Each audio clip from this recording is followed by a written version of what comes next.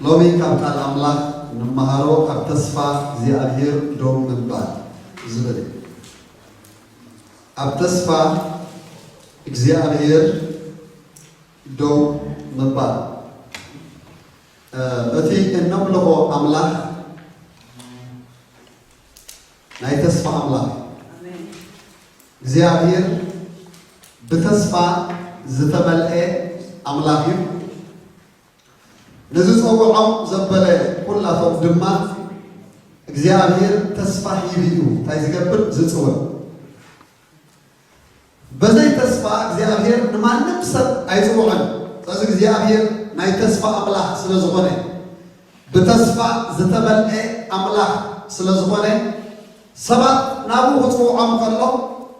አምላክ ቅድም ቀዳድም ተስፋ ይብዩ ዝጽወ ስለዚህ አምላክ ዝመጣ ዘበለ ሁሉ ተስፋ ዝተቀበለ ሰብ እዩ ንምንታይ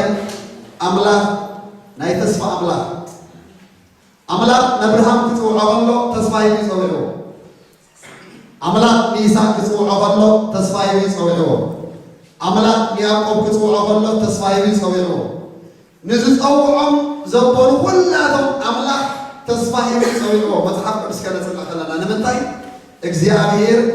ናይ ተስፋ አምላክ ኢየሱስ ክርስቶስ ጎይታ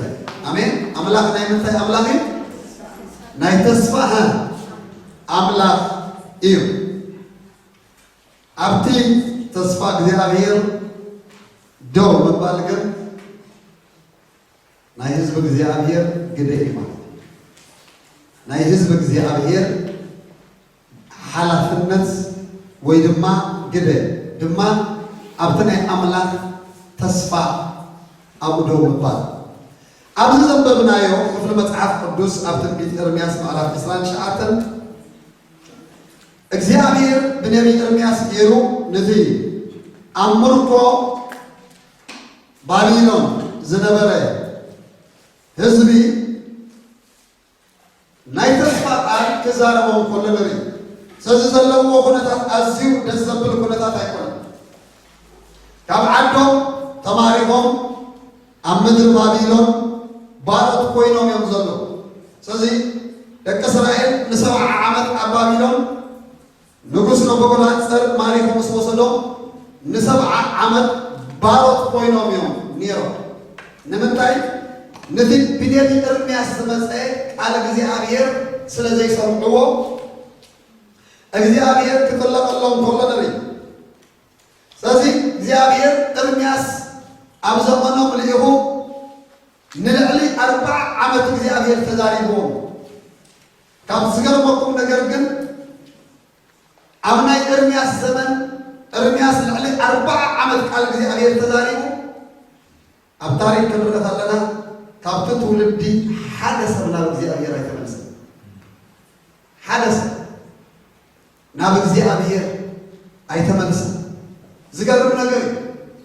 ልዕሊ 40 ዓመት እግዚአብሔር ተዛሪቦ መገዶም ተغيሩ حسابهم تغيሩ አመላካከቶም ተغيሩ መስፈቃድ አምላክ መስሐሳብ አምላክ ክሰማው እግዚአብሔር ተደጋጋሚ ነገር እግዚአብሔር በነቢያት ተዛሪቦም ክንሱ ንሳቶም ግና ነቲ ቃል እግዚአብሔር በነቢይ ኤርምያስ ዝመፀ ምንም ነገር ከሰምዖ ይባል ወላ አንጻሩ ሕግታት ካህን ቃል ድማ ካብ ነቢይ ምክሪ ድማ ካብ ጥበበኛ ኣይሰኣንን እዩሞ ንዑ ንኤርምያስ ንጣበበሉ በቃጣፍና ድማ ንውቃዕ ይበሉ ስለዚ አንጻር አምላክ ዝተሰለፈ ህዝቢ ነይሩ በካይዱ በአመላካከቱ በተሐሳስቡ በባህርያቱ በመገድታቱ ኣብቲ ወለዶ ዝነበረ ህዝቢ አንጻር እግዚአብሔር ዝተሰለፈ ይመስል ነቲ ብስም እግዚአብሔር ዝተዛረብካና ቃልሲ ኣይንሰምዓካን ኢና ኢሎም ኣብ መጨረሻ ኤርምያስ ንመ ካብ ኣምላክ ከም ዝመፀ ፈልጥዮም ኤርምያስ ካብ እግዚአብሔር ሰሚዑ ከም ተዛረቦም ፈልጥዮም መልሶም ግን እንታይ ነይሩ ነቲ ብስም እግዚአብሔር ዝተዛረብካና ቃል ኣይንሰምዓካን ኢና ኢሎም ወዳል ምስ እግዚአብሔር ዝተሓላለፉ ወለዶ ይመስሉ ነይሮም ቃል እግዚአብሔር ከይሰምዑ ቃል እግዚአብሔር ከይእዘዝዎ እንግዲህ አውጥተው ዘጎበጡ ህዝቢ ይመስሉን ይሮ ናይዙ ውጽኢት እንታየሩ ታሪልና እግዚአብሔር ለባቢሎናውያን ሊኢሁ ደቆም አብቅርም እንቶም ብሴፈና ሐረሩ ለነገስታቶም አንቶም በሐውና ውስጡ ኢየሩሳሌም ብደም ክሳብ ተጭቁ ቤተ መቅደሶም አፍሪሶም ለሰብዓ ዓመት ባሪኮም ባቢሎን مسكال أملاك زتهلا له ولده كل شيء في الصار يصبغ أيكم مسكال أملاك تهلا له زسعر ولده أم تاريخ يكون أم متعب نسوا الحد النجار أيتربون كم زينهم نساعدهم دقهم أبابيلون بارود وينهم نزيفتهم أمالكتي ناقل قالوا أبو خلوا زيادير ናይ ተስፋ ቃል እንደገና ተዛሪቦ ስለዝኾነ ተተምራዩ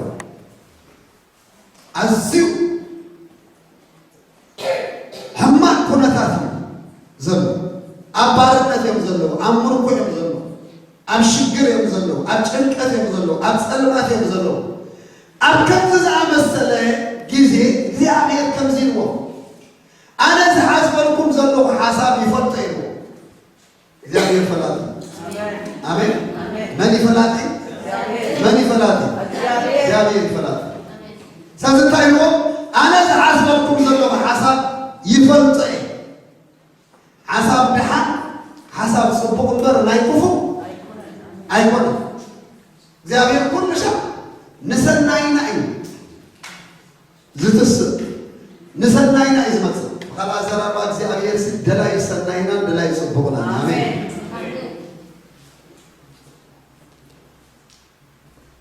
ስለዚህ ተስፋን መፈጸምታን ክህቦኩም ኢልዎ እግዚአብሔር ካብቲ ዘማረኩሁም ምድር ድማ ናብ ምድርኩም ክመልሰኩም ብሙሉእ እንድሕር ደሊኹምኒ ክትረኽቡኒ ኢኹም ኣነ ከዓ ክርከበልኩም እዩ አሜን ክጽውዑኒሁም ኣነ ድማ ክምልሰልኩም ኢሉ እግዚአብሔር ኣብ ሕማቅ ኩነታት ከለዉ ተስፋ ኣብ ዘይብሉ ኣብ ጸልማት ኣብ ምርኮ ከለዉ እግዚአብሔር ሰናይ ዝኾነ ተስፋ ከቦም ከሎ ኢየሱስ ክርስቶስ ጌታ ኣነ ዝሓስበልኩም ዘለኹ ሓሳብ ይፈልጥ ሓሳብ ጽቡቕ ሓሳብ ሰናይ እምበር ናይ ክፉእ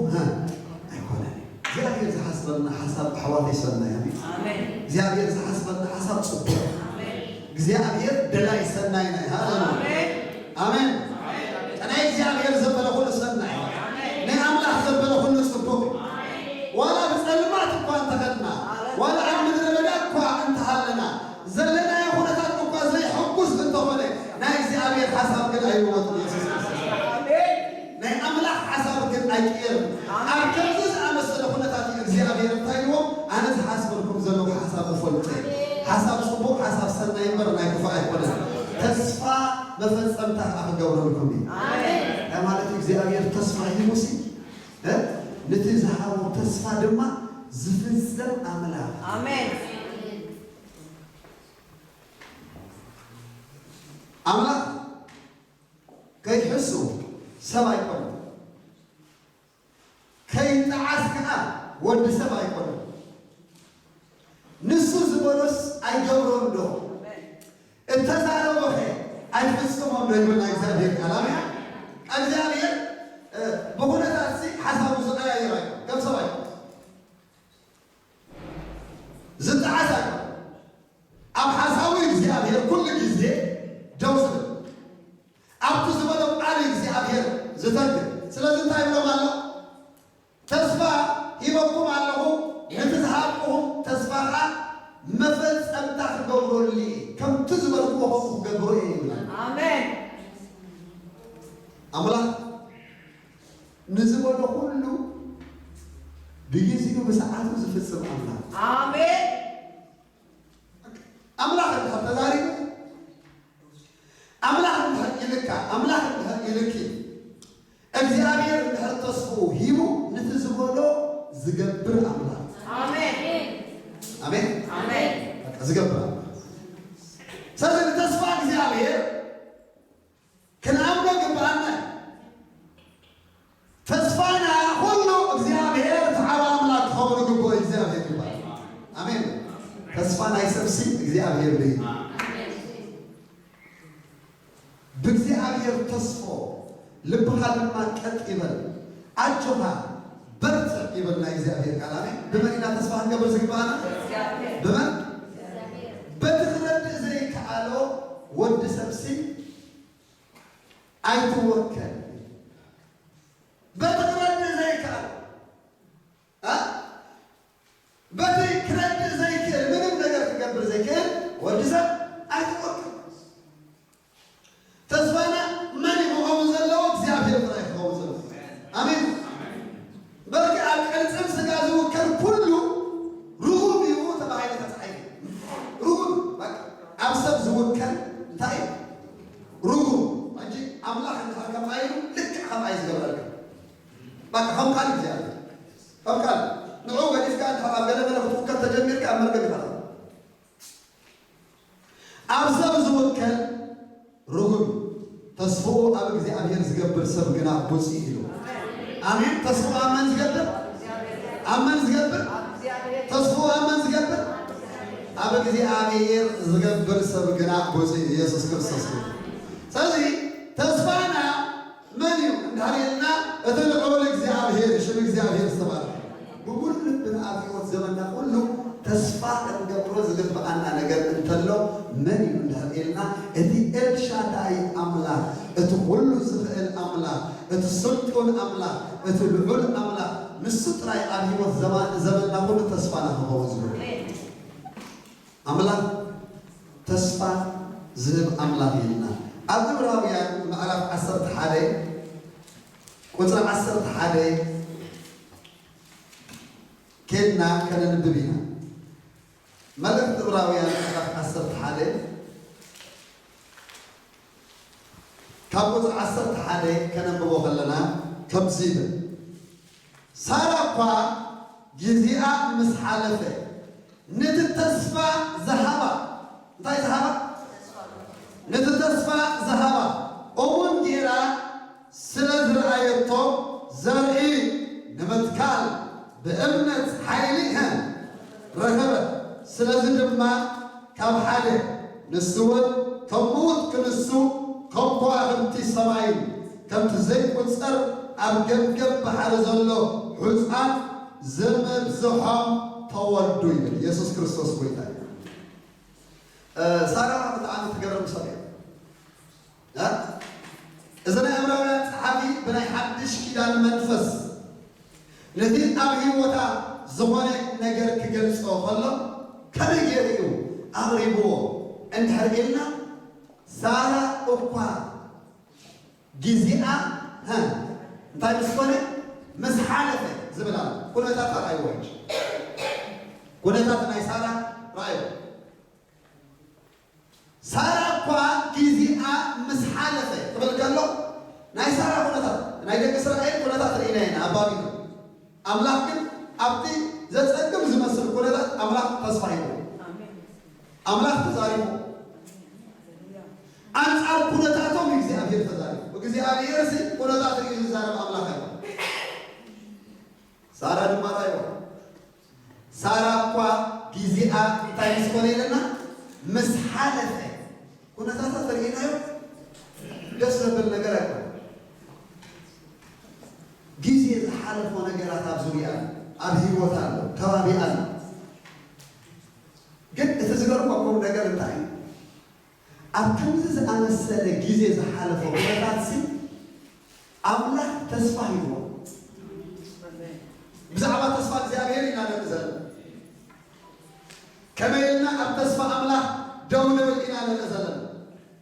ስለዚህ ኣብ ከምዚ ዝኣመሰለ ኩነታት እግዚአብሔር ተስፋ ሂቦ ሕጂ ንኩነታት እግዚአብሔር አይጽፉቦኒ እግዚአብሔር ለኩነታት አሜን እግዚአብሔር ለዓለምታይ ለኩነታት ለኩነታትና እግዚአብሔር ለዕለት ዘለና ኩነታት እግዚአብሔር ለዕለት ንሓርፎ ኩነታት እግዚአብሔር ለዕለት ንሰውዓት ኩነታት እግዚአብሔር ለዕለት ሰይጣን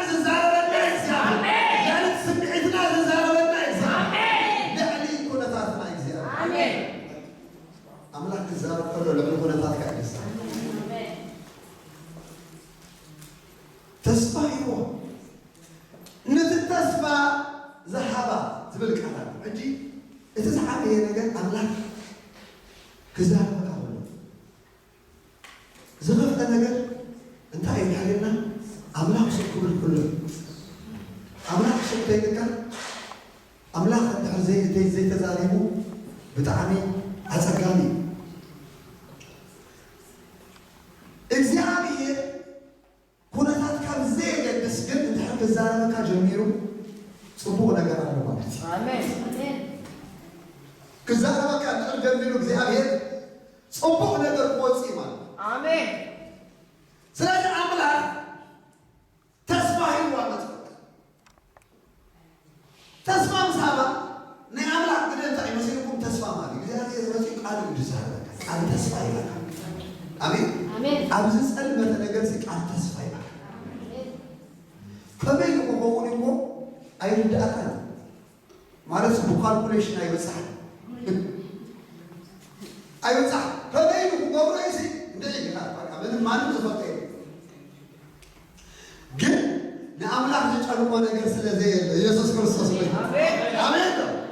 ንኣምላኽ ዝጨንቆ ነገር ስለዘይብሉ ኢየሱስ ክርስቶስ ወይ አሜን ነው ኣምላኽ ዚ ኣይጭነን ሃሌሉያ ንኣምላኽ ዝሕይሮ ዝብርትዖ ዝፅግሞ ነገር የለን ነቲ ተስፋ ዝሃባ እዋን ጌራ ስለ ዝረኣየቶ ዝብል ቃል ኣዝዩ ዝሕጉስ ነገር ሳራ ብጣዕሚ ትገርም ሰብ ኣምላኽ ሲ ክፃወተኒ ይኮነ ንዛረበኒ ዘሎ እዩ ኣምላኽ ክዕሽወኒ ይኮነ ዝዛረበኒ ዘሎ እንታይ ዳ ኣምላኽ እንድሕር ተዛሪቡ ሲ ንቃሉ ዝፍፅም ኣምላኽ እዩ እውን ኣምላኽ እዩ ኣሜን እውን ጌራ ስለ ዝረኣየቶ ዝብል ቃል ኣስተውዕሉ እውን ጌራ ስለ ዝረኣየቶ ኣምላኽ ተዛሪቡዋ ምስ ከደሲ ኣምላኽ ተስፋ ምስ ሃባስ ነቲ ተስፋ ኣምላኽ ኣባዶ ጌራ ምንም ኣብ ዘይብሉ ምንም ዝርአ ዘተሰ ዝጭበጥ ዘፀናንዕ ተስፋ ዘብ ነገር ኣብ ዘይብሉ እውን ጌራ ሪኣቶ ማለት እንታይ ማለት ይመስልኩም? በቃ ኩውን ጌራ ተቐቢላቶ ኩውን ኣምላኽ ኢሉ وقبر يتوقع بقى ኢየሱስ ጎይታ አምላኽ ኢሉ ክገብረ ኢላ ለምንታይ ንሱ በላይ ሆነ ድማ ንሱ አዘዘ ቆመ ድማ ኢየሱስ ክርስቶስ ጎይታ እግዚኣብሄር እንድሕር ኢሉ ናይ ጊዜ ጉዳይ እንድሕር ተዘይኮይኑ እግዚኣብሄር ንዝበሎ ዝገብር ኣምላኽ ዝፍፅም ኣምላኽ ኣሜን። ኣብቲ ናይ ሰራ ኣቀባብላ ግን ከመይ ነይሩ እንድሕር ኢልና ኦሙን ጌራ ስለ ዝረአየቶ ብእምነት ዘርእን ምትካል ሓይሊ ረኸበት ዳይ ሕጂ እቲ ቃል ፍጻሜ ክረክባ ሂወታ ላይ እቲ ቃል ፍጻሜ ክረክብ ኣብ ሂወታ ብእምነት ዘርእን ምትካል ዋው ዘርእን ምትካል ብእምነት ሓይሊ ረኺባ ይብላል ተስፋ ዘይብሉ ሁለና ጸኒሑ ጊዜ ዝሓለፈ ሁለና ጸኒሑ ኣምላኽ ተስፋ ምስ ሃበ ግን ነገራት ክለዋወጡ ጀሚሮም ኢየሱስ ክርስቶስ አሜን አሜን አሜን። ኦኬ ብናይ ሰብ መዐቀኒ ክንሪኦ ከለና ብዙሕ ጊዜ ዝሓለፈ ነገራት ኣሉ ብዙሕ ነገር ሓሊፍኒ ኢልና ኣብ ሂወትና ንፅብፅቦም ብዙሕ ነገራት ክህልው ይኽእሉ እዮም ብናይ ሰብ መዐቀኒ ብናይ መን መዐቀኒ ብናይ ሰብ መዐቀኒ ኣምላኽ ኣብቶም ጊዜ ሓሊፎምን እዮም እትብሎም ነገር ግን ኣምላኽ ቃል ተስፋ ክዛረብ ክጅምር ከሎ እንታይ እዮም ዝኾኑ እንድሕር ኢልና እቶም ጊዜ ዝሓለፎም ነገር ሪዋይንድ እዮም ዝኾኑ ይምለሱ ሃሌሉያ ሃሌሉያ እንታይ ሆኑ ይምለሱ ሃሌሉያ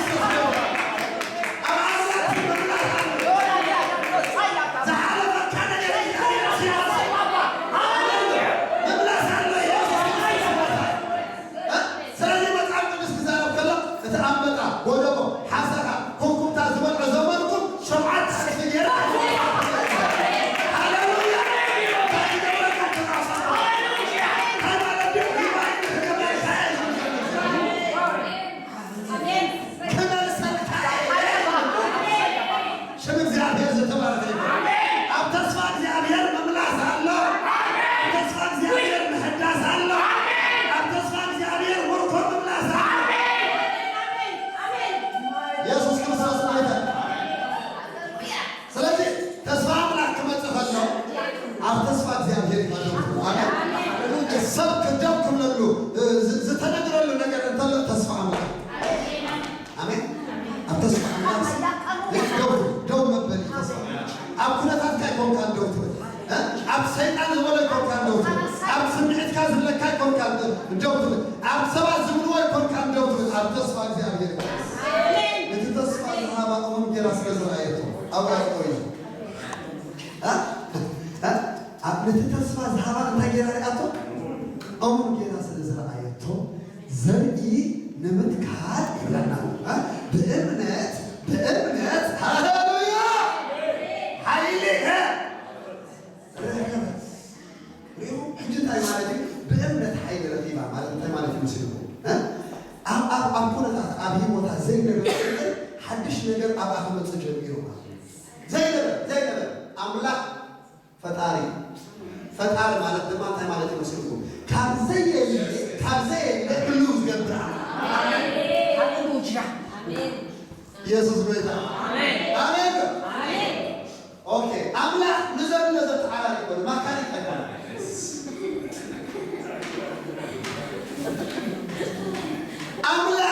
أملا هيو كابزي لكلوز جبرا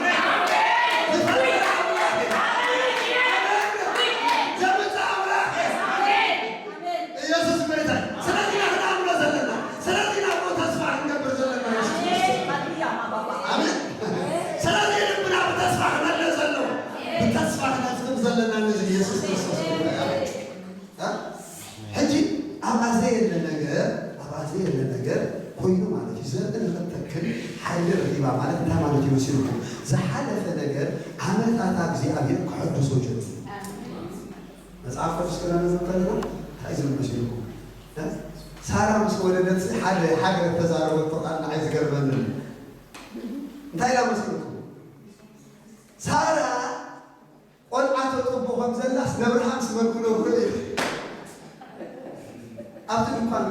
أتدوقان እግዚአብሔር ንድሕሪት መሊሱ ይሓድስ ዋ ኢየሱስ ጎይታ አሜን ሰብ በአምላክ ተስፋ ክገብር ክጅምር ከላ ኣብ ህይወቱ ኮይኑ ዘይፈልግ ነገር ይኸው ኣነ ነግረከማለሁ ኢየሱስ ክርስቶስ በአምላክ ተስፋ ክትገብሩ ጅምር ከላ ኣብ ህይወት ዘመንኩም ኮይኑ ዘይፈልግ ነገር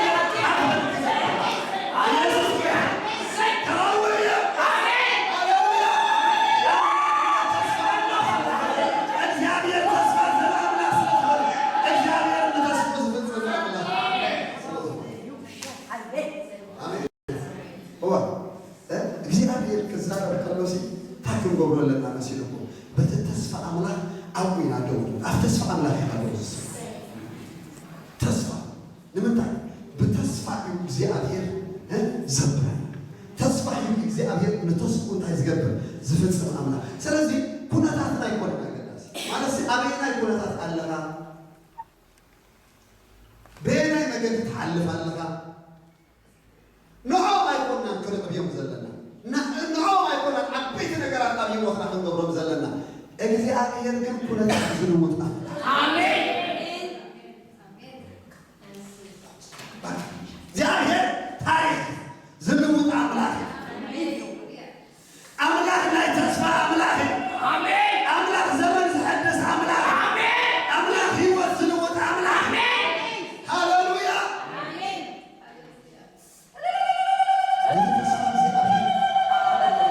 نتعلق زلزال ونجاح كان طلب المزاد نقار نجي تاي مسلوك زعابي حفتي أملاك زاربك أنا بنبرو من النجر معايا وعلم ذلك أن النجر أبي وتيحب سن النجر نفرد تاي مسلوكم أملاك زاربك آمين زي أبي قالوا هيبني ما كتبوني زي أبي قالوا هيبني تودي يسوع كريستوس بقول آمين أي موضع تحبس لما تقول እግዚአብሔር ቃሉን ተፈይበካ እግዚአብሔር ተአነቃለ ዝፍጽም አምላክ አሜን ቃል ነገር ካብዛዓብ ነገር የለ ኣብ ተስፋ አምላክ ኢና ደው ከንብል ዘለና ብዙሕ ግዜ ነቲ ተስፋ አምላክ ኣብ ደው ይብል ሰይጣን ኣብ ኣእምሮና ምጥርጣራት ይሰድድ ንተስፋ አምላክ ከይንጭብጦ ንተስፋ አምላክ كينا أمنا سمعتنا أمرنا زتفعل عليه مخنياتات تايقوم يقربنا مخنياتات يقربنا لا مخنياتات حالفنا قد تصفى أملاك نشوفه تايقوم آمين آمين نزل أفراد عبائي لنا مخنيات يروى رسالة بزر الطلاب لك بزر مخنياتات قد زرزروا بجنة كامو بودا تايب اللهم تايب مسيلك تايب مسيلك نعم لا مخنياتات كاخد زرزروا بجنة أي قايدين حد ليش قدرنا لا يكون ردوا هنا سب مسيلنا إذا سالفة شو مثلا عمل لميسون زلمري سبعي يسوع كريستوس نعم ما يمسمع أسي حد حد قال كتحاوله تدليها سيمبل حطه قليل حطه يا حبيبي كتحاوله ها تدليها أنت مرسيك أنت يخون زقبه حاجة مرسي هو حاوي دلي باك كودي كتحاوله تدليها تولس صراحة زي فوتو ثاني خالو زي ترداك قولوا لي دلي مرسي قال لي كوزي لا ريخايلو أنا ثلاثة شهور مثلا عملت غبر مسيري زي لا ثلاثة شهور مثلا عملت تاريخ صفة جيبوا علمك حدا بدأ لما صحيتينه برينجر بزمايل يلقسم صومه اتردموا زعات وسب تايهو يا حوي أنا قلي وسلسلة زي بالله أستمع شو سبها سلا زي بالليسي كان قدي مني يا أتوما نسو تايهو يا حوي أنا قلنا سيد بالله سلازي قد قديمه من آخر تفاوي سب كل كلهم تتفاوي سب زمان سبعة ثلاثة شهور مثلا عمل هذا بين رأيه سلازي تأخذ زمان من الخير أي تبدأ كان على الإزمة حديثا مخنيات نقدر قرن ديرون ده مخنياتات يزلنا نتتصفى أملاك هم تزلنا وهم تزيعات يزمنا كنا نقبل أبا أمرنا على زي بلو مخنياتات سيطان يمسألنا سقانا يمسألنا سمعتنا يمسألنا كنتاتنا يمسألنا شغلتهم مخنياتات ندردرمو مخنياتاتنا خمسة سلسبولي خمسة سلسبولينا مس مخنياتاتنا ترينا نسلاسل مخنياتاتنا كنسلاسل زي كونس قال أملاك قال تصفى كنسلاسلين تصور آمين آمين يسوس كتحاولوا تدلي هو كحاوي يدلي عرفت أنا الكافي ولا خوف ما لا إذا لك حجي ولا سبعة يدلك كرو ما بيلو شامبو بيلو زوجك أيدلك عرفت هذا الكافي منه آمين ما كان هوني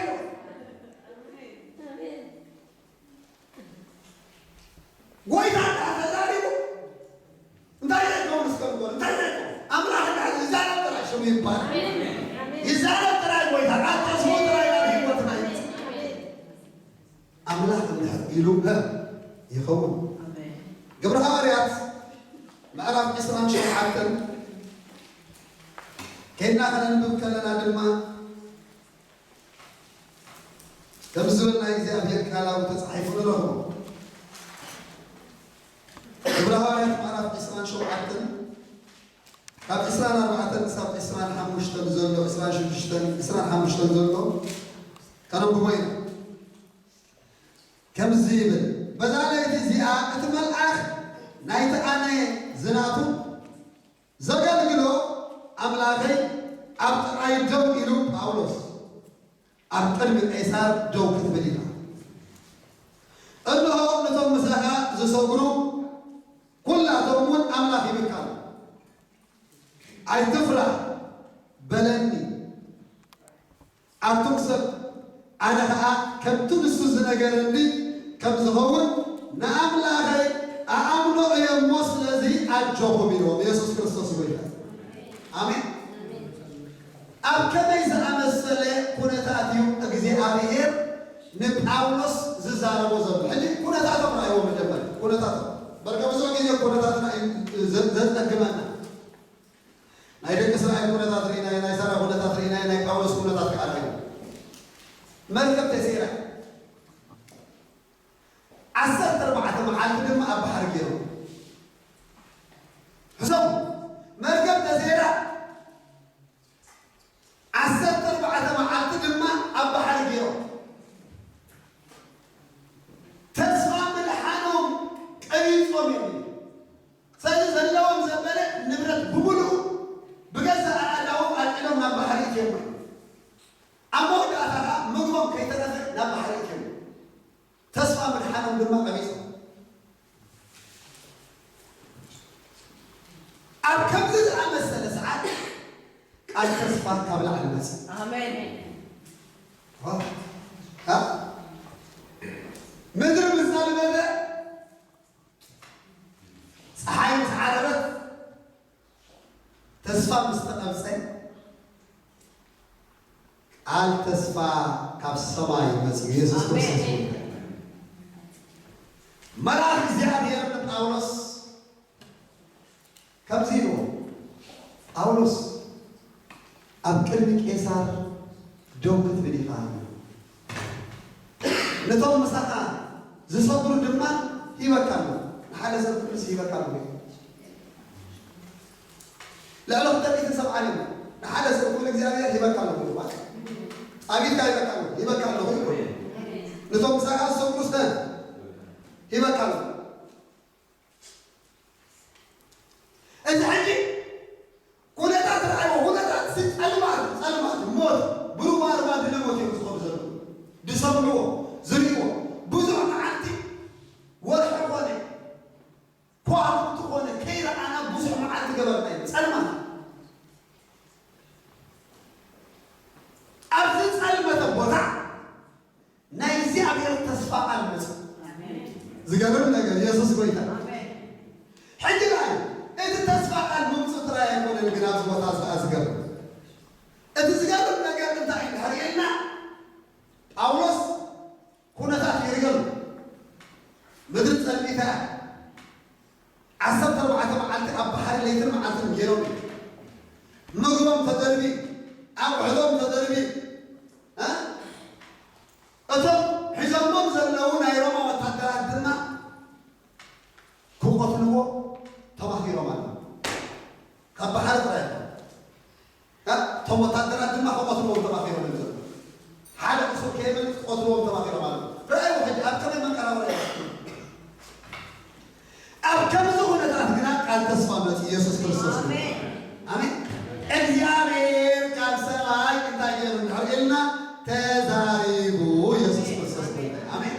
አምላክ ዘርበካ ሁሉ ጥሩ አሜን አምላክ ድምጽ መስማዓካ ሁሉ ጥሩ አሜን እግዚአብሔር ተዛሪቡ ኢየሱስ ክርስቶስ ግን ከደረመ ጳውሎስ እንታይ መስልኩ በዛሬ ጊዜያ እታአኔ ዝናቱ ዘገልግሎ አምላክ መልአኩ ሊሁ ተዛሪብኒ እዩ أنا بما أسمعك أجي أبتنا تناقل بس أنا بما كم تبصوز ملني كم زهون نعم لا هي أمري آمين ولا مدري سلمت ولا مركب السماء ولا كلمات يهون آمين ولا يزهون آمين أبتسمع أملاك رب بالمرة ها تقوم بلوكي هذا يقوم بلا بحر أبحر دوسطته أيضا مرجعي أنا جن أبتسمع أملاك جن جوك تبلي تعال يسوع كريستوس آمين برو أبتك دي أبيار زملاء نجار جن جوك تبلي